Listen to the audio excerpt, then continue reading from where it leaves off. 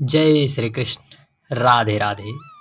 हरे कृष्ण। जय श्री कृष्ण। भक्तों, आज हम बड़ी ही मनोरम, बड़ी ही मन करने वाली कथा को श्रवण करने वाले हैं। वह कौन सी कथा है जिसको श्रवण करने से मन हृदय पवित्र हो जाता है?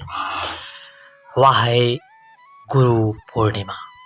देखिए, शास्त्रों और पुराणों में गुरु पूर्णिमा की विशेष महिमा बताई गई है और गुरु की महिमा तो विशेष रूप से हर एक पुराणों में बताई गई है। और भगवान राम के गुरु, भगवान कृष्ण के गुरु, सभी में गुरु की महिमा विशेष रूप से बताई गई है। यही वह पर्व है जो गुरु पूर्णिमा के रूप में मनाया जाता है। साथ ही व्यास पूर्णिमा के स्वरूप में भी यह पर्व मनाया जाता है। भगवान वेद व्यास जी भगवान श्री हरि के अंशावतार हैं। उन्होंने ही 4 वेद, शास्त्र, 18 पुराणों की रचना, महाभारत आदि की रचना उन्होंने भगवान व्यास जी ने ही की थी।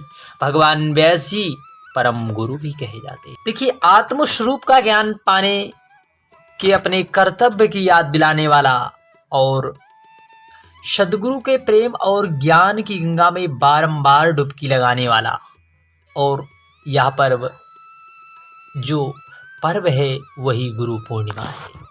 भगवान वेद व्यास जी ने 18 पुराण, उप पुराण की रचना की। ऋषियों के बिखरे अनुभव को समाजोभोग्य बनाकर व्यवस्थित किया था। पंचम वेद महाभारत की रचना इसी पूर्णिमा के दिन पूर्ण की और विश्व के प्रसिद्ध आर्ष ग्रंथ ब्रह्मसूत्र का लेखन इसी दिन आरंभ हुआ। तब देवताओं ने व्यास जी का पूजन किया, तभी से इसे व्यास पूर्णिमा के रूप में भी मनाया जाता है। इस दिन जो शिष्य ब्रह्मवेत्ता सद्गुरु के चरणों में पूजन कर संयम, श्रद्धा, भक्ति से उनकी पूजा करता है, उसे वर्ष भर के पर्व को मनाने के बराबर पुण्य प्राप्त होता है।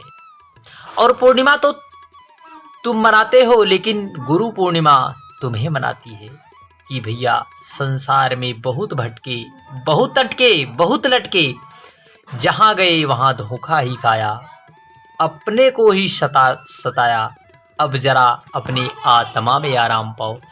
हरिहर आदिक जगत में पूज्य देव जो कोई, सद्गुरु की पूजा की सबकी पूजा होय। सतगुरु की पूजा हो, यदि हम गुरु की पूजा कर लेते हैं तो सभी देवी देवता की पूजा हो जाती है। शास्त्रों में सुना होगा, गुरुर् ब्रह्मा गुरुर्विष्णु गुरुर्देवो महेश्वराय, गुरु साक्षात परब्रह्म तस्मै श्री गुरुवे नमः। गुरु ही ब्रह्मा है, गुरु ही विष्णु है, गुरु ही शिव है, अर्थात गुरु सभी में श्रेष्ठ है। गुरु गोविंदो खड़े काके लागो पाँव, बलिहारी गुरु आपने गोविंदियो बताए। कितने ही कर्म करें, कितनी भी उपासनाएं करें, कितने ही व्रत और अनुष्ठान को करें, कितना भी धन इकट्ठा कर लें, कितने भी दुनिया के सभी राज्य को भोग लें, लेकिन जब सद्गुरु के दिल का राज्य तुम्हारे दिल तक नहीं पहुंचता, सद्गुरु के दिल के खजाने तुम्हारे दिल तक नहीं उड़े ले जाती, तब तक तुम्हारा दिल सद्गुरु के दिल को झेलने के काबिल नहीं बनता। तब तक सब कर्म, उपासनाएं, पूजाएं अधूरी रह जाती हैं। देवी देवता की पूजा के बाद कोई शेष रह जाती है, किंतु सद्गुरु की पूजा के बाद कोई पूजा नहीं बचती। सद्गुरु अंतःकरण के अंधकार को दूर करता है, आत्मज्ञान की युक्तियां बताते हैं। गुरु प्रत्येक शिष्य के कर्ण में निवास करते हैं। वे जगमगाती ज्योति के समान है, जो शिष्य की बुझी हुई हृदय ज्योति को प्रगटाते हैं। गुरु मेघ की तरह ज्ञान वर्षा करके शिष्य को ज्ञान वृष्टि में नहलाते हैं। गुरु ऐसे वैद्य हैं जो भव रोग को दूर करते हैं। गुरु वे माली हैं जो जीवन रूपी वाटिका को सुरभित करते हैं। गुरु अभेद का रहस्य बताकर भेद में अभेद का दर्शन करने की कला बताते हैं। इस दुख रूप संसार में गुरु कृपा का ही एक ऐसा अमूल खजाना है जो मनुष्य को आवागमन के काल चक्र से मुक्ति दिलाता है। जीवन में संपत्ति, स्वस्थता, सत्ता, पिता, भाई, पुत्र, जीवन साथी से भी ज्यादा आवश्यकता गुरु की होती है, क्योंकि हमें गुरु सही और गलत में भेद करना बताते हैं, क्या सही है क्या गलत है। सद्गुरु शिष्य को नई दिशा प्रदान करते हैं, साथ साथ साधना का मार्ग बताते हैं, ज्ञान की प्राप्ति भी कराते हैं। सच्चे गुरु शिष्य की सुषुप्त की शक्ति को जागृत करते हैं, योग की शिक्षा देते हैं, ज्ञान की मस्ती देते हैं, भक्ति की सरिता में अवगाहन कराते हैं और कर्म में निष्कामता दिखाते हैं। इस नश्वर शरीर में अशरीरी आत्मा का ज्ञान कराकर जीते जी मुक्ति दिलाते हैं। सदगुरु जिसे मिल जाए सो ही धन्य है, जनमन्य है, सुर सिद्ध उसको पूजते तासम न कोई अन्य है। अधिकारी हो गुरुदेव से उपदेश जो नर पाय है, भोला तरे संसार से नहीं गर्भ में फिर आए। गुरु पूर्णिमा जैसे पर्व हमें सूचित करते हैं कि हमारी बुद्धि और तर्क जहां तक जाते हैं उन्हें जाने दो। यदि तर्क और बुद्धि के द्वारा तुम्हें भीतर का रस महसूस ना हो रहा हो, तो प्रेम के पुष्प के द्वारा किसी ऐसे अलख के औलिये के पास पहुंच जाएं, जो तुम्हारे हृदय में छिपे प्रभु रस के द्वार को पल भर में ही खोल दे। मैं कई बार कहता हूँ, पैसा कमाने के लिए पैसा चाहिए, शांति चाहिए, प्रेम पाने के लिए प्रेम चाहिए।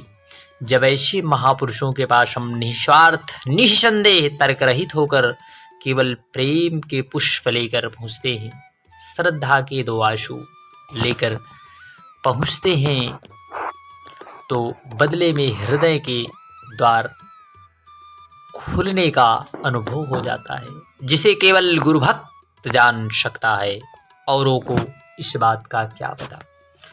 गुरु नाम उच्चारण करने पर गुरु भक्त का रोम रोम पुलकित हो उठता है, चिंताएं काफुर हो जाती हैं। जब तप योग से जो नहीं मिल पाता, वह गुरु के प्रेम की एक तरंग से ही हमें प्राप्त हो जाता है। पा बिन गुरु नहीं, गुरु बिना नहीं ज्ञान, ज्ञान बिना आत्मा नहीं, गावहि वेद पुराण। आत्मज्ञानी आत्म साक्षात्कारी महापुरुषों को जिसने गुरु के रूप में स्वीकार कर लिया है, उसके सौभाग्य का क्या वर्णन।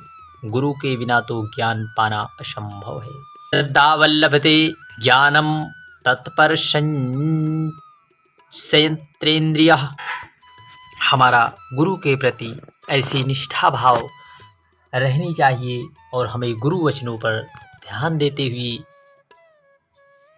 गुरु के वचनों का निष्ठापूर्वक से पालन करना चाहिए, क्योंकि गुरु हर एक शब्द में भगवान की लगती है। अर्थात गुरु भवसागर से हमें तारने के लिए जो मंत्र देते हैं, जो गुरु शब्द देते हैं, हमें उस पर ही चलना चाहिए। गुरु पूर्णिमा व्रत कथा। प्राचीन कथा के अनुसार महर्षि वेदव्यास जी को भगवान विष्णु का अंशावतार माना जाता है।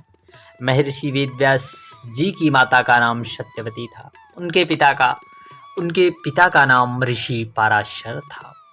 महर्षि वेदव्यास जी को बचपन से ही आध्यात्म में बड़ी रुचि थी। एक बार उन्होंने प्रभु के दर्शन के लिए माता पिता के सामने इच्छा प्रकट की और वन में जाकर घोर कठिन तपस्या करने के लिए अनुमति मांगी। तब उनकी माता ने यह बात सुनी तो उन्होंने वेदव्यास जी को वन में जाने से मना कर दिया। इसके बाद भी वेदव्यास जी वन में जाने के लिए हठ करने लगे। तत्पश्चात वेदव्यास जी की हठ को देखकर उनकी माता सत्यवती ने उन्हें वन में जाने के लिए आज्ञा दे दी। इन्होंने इसके बाद जब वेदव्यास जी वन की तरफ जाने लगे तो उनकी माता ने उनसे कहा, जब भी कभी तुम्हें घर की याद आए तो तुम बिना हिचके ही घर चले आना। माता के इन वचन सुनने के बाद वेदव्यास जी दोबारा शिवन की ओर चले। वन में पहुंचकर वेदव्यास जी ने कठिन तपस्या की। निरंतर भगवान का ध्यान लगाते कठोर तपस्या की वजह से महर्षि वेदव्यास जी को संस्कृत भाषा का ज्ञान हो गया। संस्कृत भाषा के ज्ञान के पश्चात इन्होंने वेद पुराण 18 पुराण ब्रह्मसूत्र की रचना की। आज के लोगों को वेदों के ज्ञान का श्रेय महर्षि वेदव्यास जी को जाता है। गुरु पूर्णिमा के दिन महर्षि वेदव्यास जी को प्रथम गुरु के रूप में याद किया जाता है।